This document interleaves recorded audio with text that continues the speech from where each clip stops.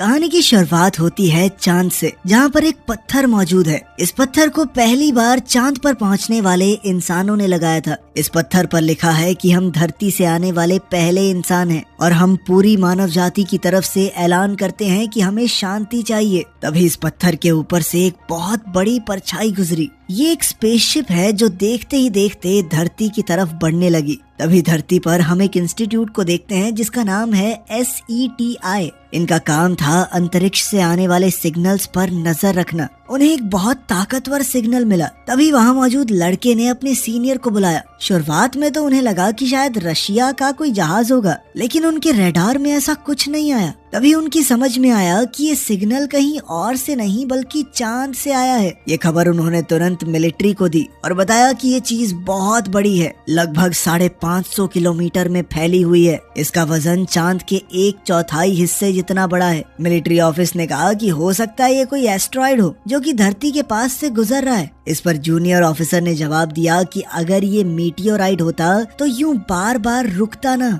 एक ही particular speed पर चलता रहता। इस बात ने सबकी टेंशन बढ़ा दी। दूसरी तरफ व्हाइट हाउस में प्रेसिडेंट भी इस बात से बहुत परेशान था कि आखिर ये चीज है क्या। तभी उन्हें बताया गया कि ये चीज अचानक ही अंतरिक्ष में रुक गई और अब वो 36 अलग अलग टुकड़ों में बट चुकी है। इसका हर एक हिस्सा बहुत बड़ा है और अगले 36 घंटे के अंदर ये चीज धरती के बहुत पास होगी। कुछ देर बाद दुनिया के अलग अलग कोनों से खबरें आने लगी कि उन लोगों ने आग के बादल देखे। ये आग का बादल कुछ और नहीं बल्कि वही UFO है जिसके अलग अलग हिस्से हो गए थे। तभी एक UFO मैक्सिको की तरफ बढ़ने लगा और जैसे ही इन्होंने अपना प्लेन उस तरफ भेजा तो प्लेन UFO तक पहुंचने से पहले ही उसकी आग से जलकर राख हो गया। यानी अब भी इंसानों को UFO से लड़ने का सॉल्यूशन नहीं मिला। कुछ ही देर बाद वो उड़न तश्तरी शहर के ऊपर आकर रुक गई। इसका साइज इतना बड़ा था कि उसने शहर को पूरी तरह से ढक लिया। सिर्फ मेक्सिको में नहीं बल्कि दुनिया के अलग अलग देशों में UFO ऐसे ही रुक गए।